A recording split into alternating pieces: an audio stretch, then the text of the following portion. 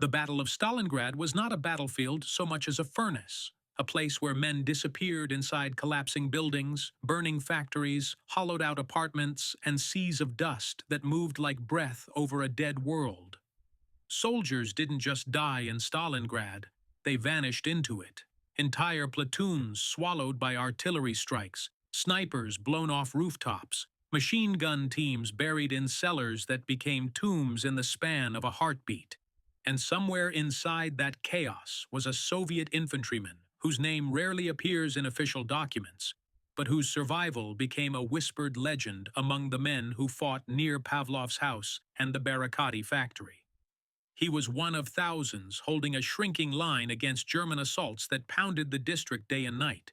His unit occupied the ruins of a half-collapsed warehouse, a structure that barely qualified as cover but still mattered, because it held a view over a vital lane leading toward the Volga.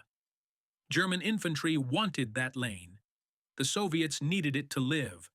So the man stayed there, crouched behind a jagged wall of brick, rifle ready, lungs filled with the endless chalk of pulverized concrete.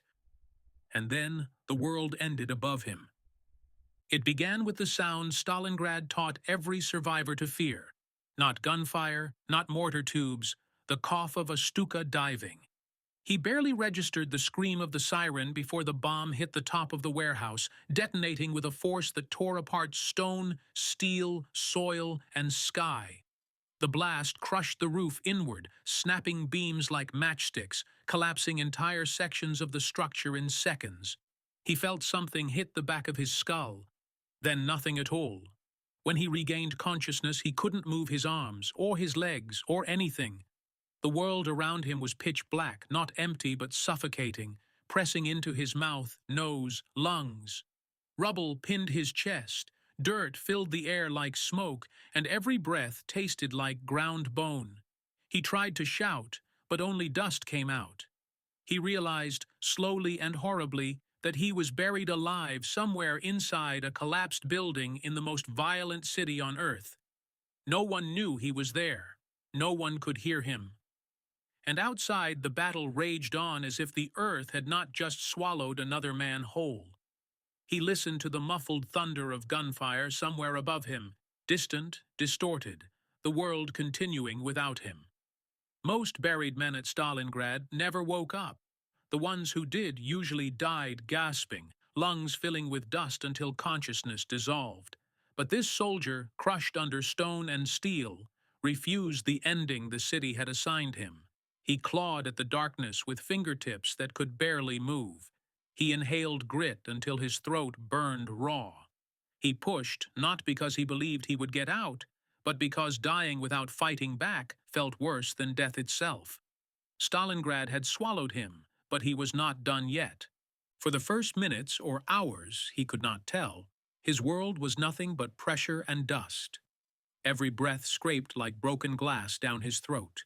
His chest heaved, but the rubble pressing against him allowed barely half a lungful at a time. He couldn't see his own hand, even when he forced it upward through the rubble. There was no light, no horizon, no sense of direction. Up, down, left, right had all become the same suffocating grave. The air felt thick enough to chew, and slowly a new realization crept into his mind with the cold precision of dread. Oxygen was running out. He was buried deep enough that nothing moved except the dust sliding back into the shallow pockets he carved with his fingers. Every breath used more air, every cough wasted more energy. He wasn't simply trapped, he was entombed. He tried to shout, but the sound died inches from his lips. No one heard. No one ever would. The battle outside had no space for a single missing soldier. Stalingrad consumed hundreds every day. A man lost beneath debris was just another statistic in a war where entire buildings disappeared with their defenders still inside. The muffled thump of explosions reached him, but they felt more like distant heartbeats than real noise. Occasionally, the ground shivered as another artillery round landed somewhere above. Each vibration sent dust pouring onto his face, filling his nose and mouth until he spat grit and blood. He knew the city could finish him off without even noticing. Then something changed. A faint draft touched his cheek, cold, thin, but unmistakable. Air. Somewhere in the debris, there was a gap, a channel, a crack leading to the outside. Not enough to escape, not yet, but enough to survive. He tilted his head toward the breeze, inhaling greedily even though each breath tasted of rust and crushed mortar. That tiny ribbon of air became his lifeline. With slow, agonizing effort, he began clearing debris with numb fingers, scraping brick fragments aside, shifting pebbles one by one. Every movement sent pain down his body, pain that told him bones might be broken, ribs likely cracked, shoulder possibly dislocated. But pain meant he was still alive, and alive meant he could keep fighting the darkness. He dug until his nails split, dug until blood smeared the stones beneath him, dug until he widened the crack enough to slip 2 fingers through, then 3. The fresh air stung like fire in his lungs. He wasn't free, not even close, but he had created space. He listened carefully, pressing his ear toward the sliver of cold. What he heard dragged him back into the war he thought he'd left behind. Above him, just meters away, German voices shouted orders. Boots clattered across broken concrete. A machine gun rattled nearby, its sound dull through the rubble, but unmistakable. He wasn't just buried. He was buried behind enemy lines. At any moment, the Germans could set up a position atop the rubble that imprisoned him. They might never know he was beneath their feet, but whether they knew or not didn't matter.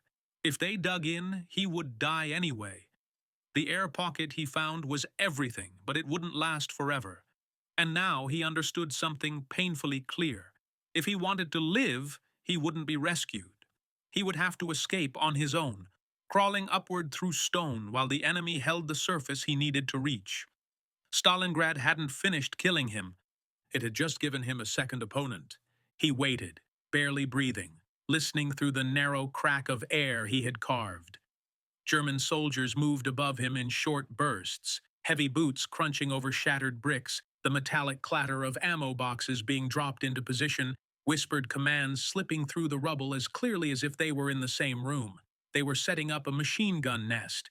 He recognized the sound of the bipod legs hitting stone, the hollow scrape of a belt being fed into the receiver. A short test burst rattled overhead, shaking loose dust that rained down onto his face like gray snow. If they established a permanent firing position, the slightest vibration, another mortar hit, a shift in the rubble, a collapsing beam, could bury him again, or suffocate him, or crush him entirely. The Germans had no idea a man was trapped beneath them, but the effect was the same. They were turning his grave into a fortress. He tried to steady his breathing, slowing each inhale so he wouldn't waste the thin air trickling into the pocket he had created. His heartbeat thudded in his ears as loud as artillery. He needed to move, but every motion risked noise. Noise risked discovery, and discovery meant death, not because they'd dig him out, because they'd finish the job the bomb had started. The Soviet soldier pressed one hand deeper into the crack, widening it bit by bit. Pebbles shifted, dust hissed, stones scraped. He froze, certain the Germans heard him. Silence followed. Then a burst of laughter, boots kicking debris aside, a muttered complaint about cold fingers. They weren't listening for ghosts beneath rubble. That gave him a chance. He forced himself upward, inch by inch, body screaming in protest. His ribs felt like daggers jammed beneath his skin. Blood dripped into his mouth from a cut he couldn't locate. He pushed anyway. Survival didn't need comfort, just movement. After a few minutes that felt like hours, his fingertips brushed open air. Not much, maybe a fist-sized gap, but the sky existed beyond it. He felt the wind of Stalingrad's frozen night on his skin, thin and sharp as needles. He swallowed dust, choked, pushed again, widening the gap until his palm could squeeze through. He clawed at the outside rubble, pulling it inward, making space for his arm, then his shoulder. Above him, the Germans fired a burst, adjusting their aim. The vibration shook the rubble violently enough that for a moment he thought it would cave again. He flattened himself, pressing into the debris like an animal in a burrow. When the shaking stopped, he kept digging, driven by the kind of determination only men who have seen death twice can possess. Finally, slowly, painfully, his head emerged into the night air. He lifted it just enough to see shapes moving beside a broken wall. German silhouettes, 3 of them, far too close. If he climbed out now, they'd spot him instantly. He slid back down, heart pounding, dust filling his throat. He wasn't free yet, but he could breathe. He could move, and now he knew which direction survival lay. He lay there for minutes, listening for a break in their pattern of noise. Eventually, the Germans shifted their position, dragging boxes and adjusting the gun. Their backs turned. That was all he needed. He braced himself, pushed upward with everything his wounded body could muster, and slipped through the gap like a man reborn. He hit the ground silently, rolled behind a section of shattered wall, and pressed himself flat against the cold stone. He was above ground now, alive, armed with nothing but a burning will to keep moving, and Stalingrad, still roaring around him, had no idea one of its buried dead had just crawled back into the fight. The moment he cleared the rubble and felt the open air sting his face, he realized he had escaped one death only to stumble straight into another. Stalingrad at night offered no safety. The city was a maze of shattered walls, burning skeletons of factories, half-frozen corpses stiffened into grotesque shapes by the Volga wind. Every corner hid rifles, every shadow hid hunger, every sound could be friend or executioner. He pressed his body against the broken wall, letting his breathing slow until the tremor in his chest stopped shaking the dust from his coat. His ribs throbbed, each inhale a stab beneath the skin, but pain meant he was still able to move, and he had to move now. He peeked out from behind the wall. The German machine gun crew had taken position only meters from where he climbed out. Their silhouettes shifted in the flickering firelight, their silhouettes big, confident, unaware of the man they had unknowingly buried and unintentionally released. He knew that if one of them so much as turned his head, he would be cut down before he could take 2 steps. So he crawled, slow, deliberate, keeping close to the ground, letting the rubble swallow his shape. Each meter he gained felt like a victory stolen from fate. He pushed toward a gap between buildings, slipping into a narrow alley choked with debris. The stench hit him immediately, blood, fuel, burned fabric, and he recognized the unmistakable warning of collapsed hospitals. Stalingrad produced more dead than time allowed to bury, and the street he crept through now had become a corridor of bodies, frozen in strange, silent poses. He forced himself not to look at them. Death was everywhere. Staring at it only slowed the living. His objective was simple but brutal: reach a Soviet line before daylight. During the day, the Germans held too much high ground. A lone figure crossing open sectors would be spotted and shot within seconds. At night, he could blend into the ruins if he could stay quiet, if he could stay unseen, if his injuries didn't betray him. He limped deeper into the alley, pausing every few steps to listen. Stalingrad taught men to read silence, to hear danger in the absence of sound. A distant burst of gunfire, the crack of a sniper rifle, the echo of boots on metal. A scream, short and final. The war continued around him, indifferent to the fact that a man had just clawed his way out of the ground. Eventually, he reached the edge of a courtyard. Moonlight revealed shattered balconies, staircases dangling like broken ribs from skeletal apartment blocks. He needed to cross it, but the space was too open, too visible. He crouched behind a burned-out stove half buried in rubble and waited. The cold gnawed at him. His fingers shook uncontrollably. He pushed them under his arms to warm them, grinding his teeth to stop the noise. Minutes passed. A German patrol entered the courtyard, 4 men moving confidently, rifles low, talking quietly among themselves. The Soviet soldier shrank into the rubble, pressing his cheek against frozen stone. The patrol passed so close he could smell tobacco on their coats. One wrong breath, one cough from the dust still clinging inside him, and the Germans would finish what the bomb had started. But they kept walking, turning into another alley. Gone. He counted to 30, then forced himself to stand, every bone screaming in protest. He crossed the courtyard at a half-crouch, keeping his silhouette low, sliding from shadow to shadow. When he reached the far side, he exhaled once, controlled and silent.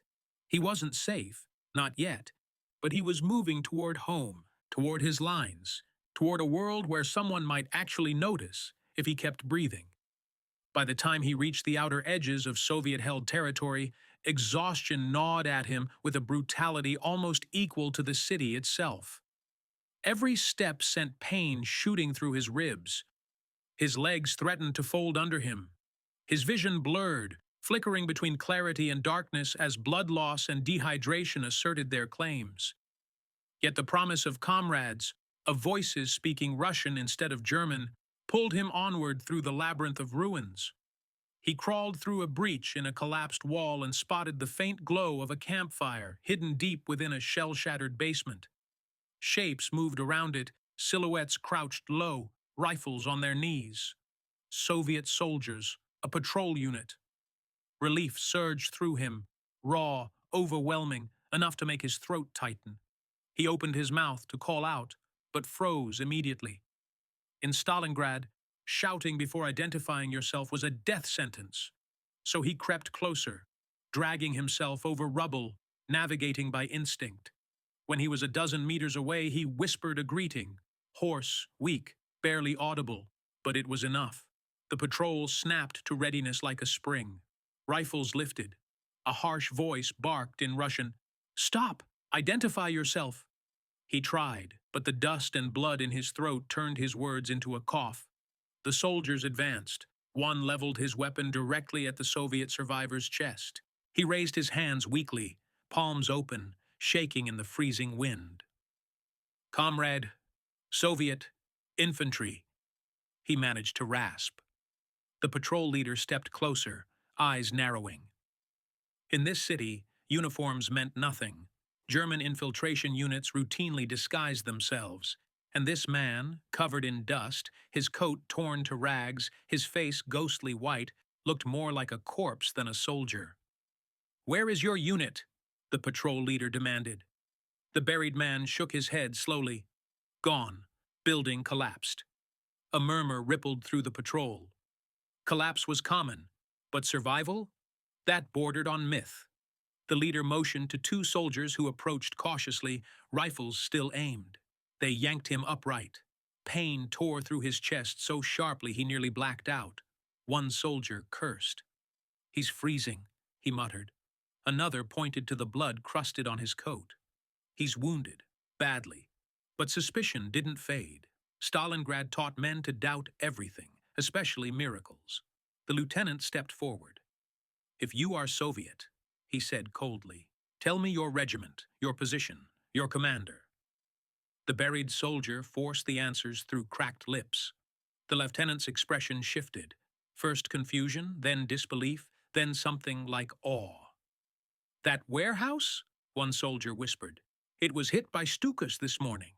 Everyone inside was reported dead." The survivor nodded once. "Not everyone." The patrol stood in stunned silence. One of them crossed himself. Another stared at the ruins beyond the wall as if expecting ghosts to rise from it. The lieutenant finally lowered his weapon. "Holy Mother," he breathed. "You crawled out of that?" The soldier swayed, dizzy, and the lieutenant caught him by the arm. "Get him down to cover," he ordered. "Get water. Now." They escorted him into the basement, easing him toward the fire. Warmth hit him like a wave, nearly stripping him of consciousness. Someone wrapped a blanket around his shoulders. Someone else pried frozen debris from his hair. A soldier pressed a cup of melted snow into his trembling hands. "Drink," they said, their voices gentler now, tinged with reverence. As he drank, the lieutenant knelt beside him. "Comrade," he said quietly, "men don't come back from the dead in Stalingrad." The survivor managed a faint smile, one corner of his mouth lifting through dried blood. "Then today," he whispered, "Stalingrad made a mistake."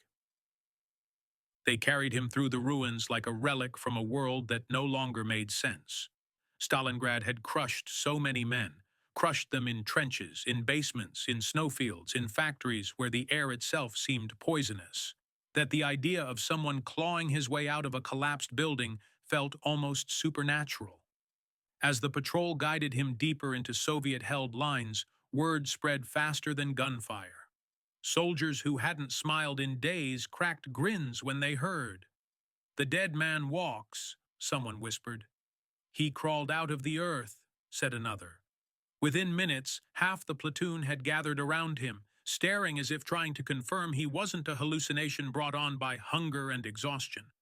His uniform was torn to shreds. His hair and face were caked in gray dust. His ribs showed through his coat. But his eyes, they burned with something Stalingrad rarely allowed: refusal. Sheer, unfiltered refusal to die. A medic examined him under the dim light of a flickering lantern, shaking his head in disbelief. "Buried alive," he muttered. "Broken ribs, dust in the lungs, dehydrated, and he still walked here." The medic looked at him with an expression usually reserved for miracles. "You shouldn't be alive, comrade," he said softly. The soldier answered with a hoarse whisper, "But I am." And in a city built from death, those 3 words felt like a battle cry. And now, when they finally brought him to his regiment's command post, a hollowed-out cellar reinforced with scavenged metal, the reaction was immediate and visceral. Officers who had already written reports listing him among the dead stared as if confronted by a ghost. One commander stepped forward, speechless, unable to reconcile the man before him with the casualty form on his desk. "We buried your name," he said quietly. "We thought the building took you." The survivor shook his head. "It tried." For a moment, emotion cracked through the room like a fracture through ice. A city that had seen too much horror, too much futility, too much pointless death suddenly found something else. Proof that even Stalingrad, the city that consumed armies whole, could not claim every soul it touched. Rumors spread across the regiment, then the division. Men fighting in the tractor factory heard about it. Snipers on rooftops whispered it over their scopes. Even runners ferrying ammunition and messages passed the story along the Volga front. A soldier had returned from the dead. A man swallowed by the earth had climbed back out, coughing dust and defiance. In a battle defined by starvation, cold, and collapse, his survival became something rare and precious. Hope. Not grand, poetic hope, just the simple, stubborn kind that reminded exhausted men they were still capable of resisting the darkness around them. He didn't become a hero in the official records. He didn't go on to win medals, lead charges, or deliver speeches. He simply returned to the line after recovering, picked up his rifle, and kept fighting alongside the same men who had once assumed they would never see him again. Stalingrad didn't stop trying to kill him. The city would batter him, starve him, freeze him just like it did everyone else. But every time the ground shook beneath his boots, he remembered the tomb that failed to keep him. He remembered the darkness he beat, and the city that swallowed armies learned just for a moment that even in its deepest grave, a single man's refusal could shine through the dust.